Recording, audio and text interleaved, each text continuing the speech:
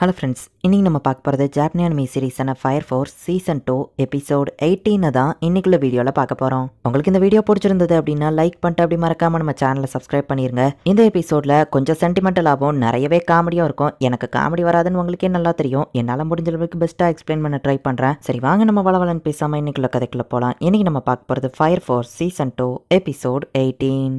Inferno ஒன்று வந்திருக்கு. Already ஒருத்தர் இறந்து போயிட்டான் அப்படின்னு சொல்லி ரிப்போர்ட் பண்ணவோ இந்த இன்ஃபர்னோ நம்ம சீக்கிரமா பிடிக்கணும். சிஸ்டர் பிரேயரை ஸ்டார்ட் பண்ணுங்க அப்படின்னு லெப்டினன்ட் சொல்றான். இதை தாண்டி யாரும் வெளியே போக முடியாது அப்படின்னு சொல்லி வால்கன் ரெடியா நின்றுட்டு இருந்தா அந்த இன்ஃபர்னோ லேடி அந்த இடத்துக்கு வரா. இப்போ ஐரிஸ் வந்துட்டு பிரேயரை ஸ்டார்ட் பண்ண ஆரம்பிக்கிறா. லெப்டினன்ட் வந்துட்டு அவனோட கன்னை வச்சு அவளை ஷூட் பண்றான். கேப்டன் வால்கன் புதுசா கண்டுபிடிச்ச மிஷினை வச்சு அந்த இன்ஃபர்னோவோட கோடை டெஸ்ட்ராய் பண்ணுதான். சிஸ்டர், என் ஒய்ஃப்க்கு என்னாச்சு? அவங்களுக்கு நீங்க நல்லபடியா ரெஸ்ட் கொடுத்தீங்களா அப்படின்னு அந்த இன்ஃபர்னோவா மாறின லேடியோட ஹஸ்பண்ட் வந்து கேட்கறான். கடவுள் கிட்ட அவங்க போயிட்டாங்க, நாங்க நல்லபடியா ரெஸ்ட் கொடுத்துட்டோம் அப்படின்னு ஐரிஸ் சொன்னாலுமே கூட எவாஞ்சலிஸ்ட் தான் ஹோலி டெம்பிளே கிரியேட் பண்ணிருக்கானா அப்படின்னா இவங்க கும்பிடுற கடவுளே ஃபேக்கா அப்படின்னு சொல்லி ஐரிஸ் மனசுக்குள்ள உறுத்திக்கிட்டே இருக்கு. நம்ம வச்சிருக்கிற வெப்பன் எல்லாத்தையுமே பேப்டைசம் பண்ணணும். ஐரிஸால அவ்வளத்தையும் தூக்கிட்டு போக முடியாது. சோ ஷீன்றவ நம்ம கூட அனுப்பலாம் அப்படின்னு சொல்லி கேப்டன் முடிவு பண்றான். இன்ஃபர்னோவை கொல்றதுக்கு யூஸ் பண்ற வெப்பன்ஸ் இவங்க ப்ரே பண்ணி ஃபர்ஸ்டே வச்சிருப்பாங்க. ஏய் நம்ம போகலாம் அப்படின்னு சொல்லி ஐரிஸ் சொல்றா. சிஸ்டர், ஐரிஸ் கூட நான் டேட்டிங் போறேனா அப்படின்னு சொல்லி நம்ம ஹீரோ வைக்கப்பட்டு இருக்கான். இவ்வளவு வெயிட்டியும் நான் ஒன்னியவே தூக்க விடுறேன், உனக்கு கஷ்டமா இருக்கா அப்படின்னு சொல்லி ஐரிஸ் கேட்க சாச்சா பரவாயில்ல இருக்கட்டும் நம்ம ஹீரோ சொல்றான். நானும் அப்பப்போ வெயிட் எல்லாம் தூக்குவேன் அப்படின்னு சொல்லி அவளோட ஆம்சாவா காமிக்கிறா. நம்ம ஹீரோ அதை பார்த்து கொஞ்சம் வைக்கப்படுறான். இப்போ பேப்டைசம் சர்ச்சுக்கு இவங்க ரெண்டு பேருமே போறாங்க. இங்க இருக்கிற எல்லா வாட்டரையுமே பேப்டைசம் யூஸ் பண்ணுவீங்களா அப்படின்னு நம்ம ஹீரோ கேட்கறான். சரி நான் ப்ரே பண்ண ஆரம்பிக்கிறேன் அப்படின்னு சொல்லி அவ கிளம்புறா. சிஸ்டரும் என் கூட சுத்தி பார்க்க வருவாங்கன்னு நினைச்சேன், நான் தனியா தான் சுத்தி பார்க்கணுமா? அவங்க ஃபேஸ்ல ஏதோ வருத்தம் இருக்கிற மாதிரி தெரியுது. எவாஞ்சலிஸ்ட் விஷயம் அவங்க மனசை உறுத்திட்டு இருக்குமா அப்படின்னு நம்ம ஹீரோ யோசிக்கிறான். சிஸ்டரும் ப்ரே பண்ண ஸ்டார்ட் பண்றா. எவாஞ்சலிஸ்ட் தான் ஹோலி டெம்பிளே கிரியேட் பண்றாங்கன்னா நான் ப்ரே பண்றதுல என்ன பிரயோஜனம் அப்படின்னு அவ யோசிச்சுட்டு இருக்கா. சிஸ்டர் கான்சென்ட்ரேட் பண்ணுங்க பிரேயர்ல அப்படின்னு சொல்லி அங்க இருக்கிற நன் சொல்றா. ஓ சாரி அப்படின்னு சொல்லி ஐரிஸ் திரும்பவும் பிரேயரை ஸ்டார்ட் பண்றா. கம்பெனி ஒன்னோட லெப்டினன்ட் குவான்லியை நம்ம ஹீரோ அங்க மீட் பண்றான். ஷீன்றோ இந்த எவாஞ்சலிஸ்ட் தான் அந்த டெம்பிளை கிரியேட் பண்றாங்கிற ரூமர்ஸ் கேள்விப்பட்டியா அப்படின்னு சொல்லி அவன் கேட்கவும் அப்படின்னா எல்லாரையுமே அது பாதிக்குதா அப்படின்னு நம்ம ஹீரோ யோசிக்கிறான்.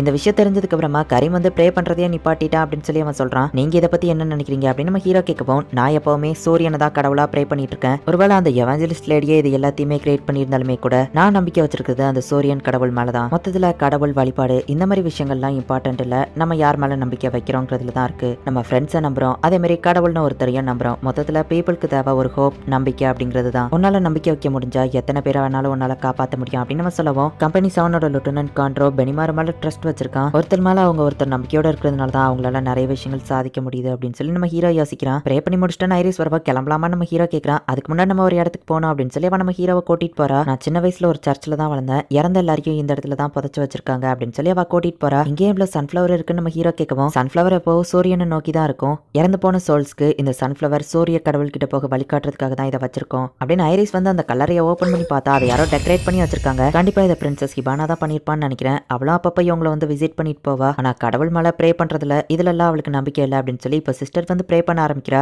நெக்ஸ்ட் டைம் ஹிபானாக்கு முன்னாடி நான் வந்து உங்களை பாக்குறேன் சிஸ்டர்ஸ் அப்படின்னு சொல்லி எல்லாருமே அவ சொல்றா. சிஸ்டர் ஐரிஸ் உங்களுக்கு ஏதாச்சும் பிரச்சனைனா சொல்லுங்க நம்ம ஹீரோ கேட்கவும் என் மூஞ்சில அப்படியா தெரியுதுன்னு கேட்கவும் வால்கன் பண்ற தப்புக்கு கோவமாயிட்டு அதை அப்படியே அமைதியா சிரிச்சிட்டு விட்டுறது. ஆத்தர் மேல கோவம் வரும்போது அதை காமிச்சுக்கிடாம இருக்குது. எல்லாமே வெளிப்படையா தெரிஞ்சாலும் ஐ மீன் நான் தப்பா எதுவும் சொல்ல வரல, பிரச்சனைனா என்கிட்ட ஷேர் பண்ணுங்கன்னு சொன்னா அவ்வளவுதான் அப்படின்னு நம்ம ஹீரோ சொல்லவும் எவாஞ்சலிஸ்ட் தான் ரிலிஜினியே கிரியேட் பண்ணிருக்காங்கன்னா அப்ப நம்ம யார கடவுளா கும்பிடுறோம், நம்ம கும்பிடுற ஃபெய்த் பொய்யானதா அப்படின்னு சொல்லி அவ கேட்கறா. அப்ப திடீர்னு ஒரு அலறல் சவுண்ட் கேக்கு ஃபாதர் இன்ஃபர்னோவா மாறிட்டாரு அப்படின்னு சொல்லி ஒரு நன் சொல்றா. இவர் ஃபுல் லைஃபையே டிவோஷன் பண்ணி கடவுளை வந்து ப்ரே பண்ணாரு, அப்புறம் ஏன் இப்படி நடக்கணும் அப்படின்னு அந்த நன் வருத்தப்படுறா. பிரேயரை ஸ்டார்ட் பண்ணுங்க அப்படின்னு நம்ம ஹீரோ சொல்லவா ஐரிஸோ பிரேயரை ஸ்டார்ட் பண்றா. இப்போ நம்ம ஹீரோ போயிட்டு அந்த ஃபாதரோட கோரை டெஸ்ட்ராய் பண்ணி அவனுக்கு ரெஸ்ட் கொடுக்குறான். ஃபாதர் தன்னோட முழு வாழ்க்கையுமே கடவுளுக்காக அர்ப்பணிச்சாரு, எப்பவுமே கடவுளை தான் ப்ரே பண்ணிட்டு இருப்பாரு, நம்ம ப்ரே பண்றதெல்லாம் வேஸ்டா, கடவுளுக்கு நம்ம மேல கருணையே இல்லையா அப்படின்னு அந்த நன் அழுதுட்டு இருக்கா. நல்லவள கடவுளின் ஆசீர்வாதத்தால ஒரு ஃபயர் சோல்ஜர் நம்ம கூட அந்த நேரத்துக்கு இருந்தது நல்லதா போச்சு அப்படின்னு இன்னொரு ஃபாதர் நம்ம ஹீரோக்கு வந்து தேங்க்ஸ் சொல்லிட்டு போறான். அந்த எவாஞ்சலிஸ்ட் லேடி தான் இந்த ரிலிஜியனை கிரியேட் பண்ணிருக்கானா அப்படின்னா எங்க நம்பிக்கை கடவுள் இத்தனை நாள் நாங்க ப்ரே பண்ணது எல்லாமே வேஸ்டா அப்படின்னு சொல்லி ஐரிஸ் கேட்கவும் அந்த எவாஞ்சலிஸ்ட் வேற உலகத்தை சேர்ந்தவா,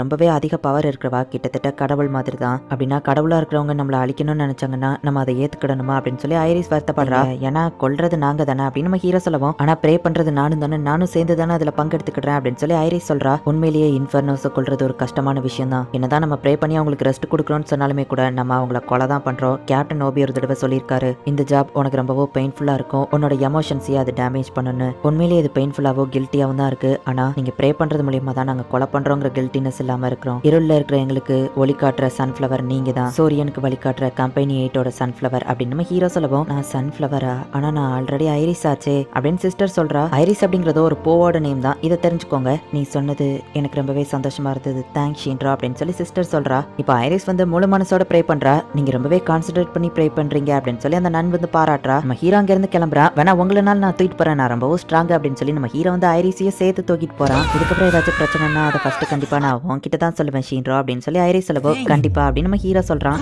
ஐரிஸை பார்க்கும்போது நம்ம ஹீரோக்கு அந்த ஃபர்ஸ்ட் பில்லரோட ஞாபகம் தான் வருது. ஒயிட் கலர்லயே ரொம்பவும் ஸ்ட்ராங்கா இருக்கிற பெஸ்ட் அசாசின் அசல்ட். அவன் இன்னும் கடினமான ட்ரைனிங்க்கு போயிருக்கான். அவன் கண்டிப்பா இந்த தடவை தோக்க மாட்டான் அப்படின்னு சொல்லி யோனா சொல்றான். நெதர்வேர்ல்ட்ல நடந்த ஃபைட்ல டாமக்கி கிட்டயும் ஐரிஸ் கிட்டயும் இவன் தோத்து போயிட்டான். என்னோட இந்த லேடிஸ் வீக்னஸ்னால நான் திரும்பவும் தோத்து போக கூடாது. இதுக்காக நான் பல வாரமா ட்ரைனிங் எடுத்திருக்கேன். 18+ படங்கள், 18+ மேகசின் எல்லாத்தையும் உட்காந்து பார்த்து படிச்சிருக்கேன். இதுக்கப்புறம் எனக்கு லேடிஸ் வீக்னஸ் இருக்காது. நான் அவகிட்ட தோத்து போக மாட்டேன் அப்படின்னு அசல்ட் வந்துட்டு கிரவுண்டுக்கு இந்த டயத்துக்கு தனியா வந்துரு அப்படின்னு சொல்லி டாமக்கிக்கு ஒரு லெட்டர் அனுப்பியிருக்கான். அவளும் ஏதோ லவ் ப்ரப்போஸ் போல அப்படின்னு சொல்லி அந்த இடத்துல போய் பார்த்தா அசல்ட் நின்னுட்டு இருக்கான். நீங்க என்னடா பண்ற அப்படின்னு டாமக்கி கேக்குறா. நீ தனியா வந்திருக்க, அவ்வளோ தைரியமா உனக்கு இந்த தடவை நான் தோத்து போக மாட்டேன் அப்படின்னு அவன் அட்டாக் பண்ண போனா அவ பேட் லக் ஒர்க் ஆகுது. அவளை கீழே விழ வைக்கலான்னு பார்த்தா அவளோட கீழே பார்த்து நான் அப்படி கீழே விழுவன்னு எதிர்பார்க்கல அப்படின்னு சொல்லி அசல்ட் வருத்தப்படுறான். திரும்பவும் அசல்ட் கடுமையான ட்ரைனிங்க்கு போயிருக்கான் அப்படின்னு சொல்லி ஒயிட் கிளாட் சொல்றாங்க. பிக்சர்ஸ் அண்ட் வீடியோஸை பாக்குறதுனால என்னோட வீக்னஸ் போயிடாது, ஸோ டேரக்டா பிராக்டிக்கல்ல இறங்கிட வேண்டியதான் அப்படின்னு சொல்லி பார்லியே வெளிநாட்டுலாம் அந்த மாதிரியான இடம் இருக்கும், அந்த இடத்துக்கு அசல்ட் போறான். இப்போ ஒரு பொண்ணு அந்த இடத்துக்கு வந்துட்டு ஹாய் ஹேண்ட்ஸம், நீங்க பார்க்க ரொம்பவே கியூட்டா இருக்கிறீங்க, மற்றவங்கள விட நீங்க ரொம்பவுமே ஸ்பெஷல் தான் அப்படின்னு சொல்லி அவ சொல்லவும் நான் கெஸ் பண்ணது கரெக்ட் தான், நான் மற்ற பசங்களை விட ரொம்பவுமே ஸ்பெஷலானவன் தான். பொண்ணுங்க என்கிட்ட வந்து இப்படி தானாவே பேசுறாங்க, நான் உண்மையிலேயே நான் ரொம்பவும் ஹேண்ட்ஸம், பொண்ணுங்களை நேச்சுரலாவே மறக்கிற டேலண்ட் இருக்கு போல, இந்த தடவை நான் தோக்க மாட்டேன் அப்படின்னு சொல்லி திரும்பவும் டாமிக்கிய சேலஞ்ச் பண்றான். திரும்பவும் அவ பேட்ல கொற்கவுது, அச்சோ இதை பார்க்காத அப்படின்னு சொல்லி அவ ஆளறா. திரும்பவும் அசல்ட் மயங்கி விழுந்துருதான். இந்த தடவை அசல்ட் ரொம்பவே கடுமையான ட்ரைனிங் எல்லாம் எடுத்திருக்கான். அப்படி என்ன ட்ரைனிங் எடுத்திருக்கான்னு பார்த்தா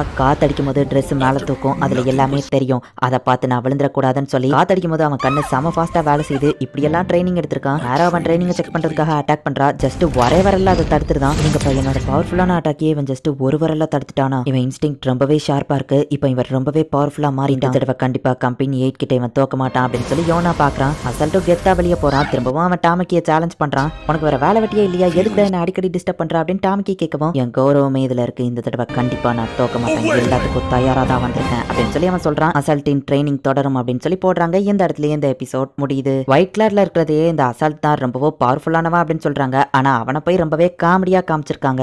ஆக்சுவலி இந்த எவாஞ்சலிஸ்ட் லேடி தான் வந்துட்டு ஹோலி சோல் டெம்பிள் அப்படிங்கிற ஒன்னையே கிரியேட் பண்ணிருக்கா. அதனாலதான் ஒயிட் கலர்ல இருக்கிறவங்களும் சரி, ஃபயர் ஃபோர்ஸ்ல இருக்கிறவங்களும் சரி ப்ரே பண்ணும்போது லாட்டம் அப்படின்னு சொல்றாங்க. அந்த எவாஞ்சலிஸ்ட் லேடி அப்படி என்னதான் பிளான் பண்றா, என்னதான் நடக்குது அப்படிங்கறது நெக்ஸ்ட் எபிசோட் பார்த்து தெரிஞ்சுக்கோங்க.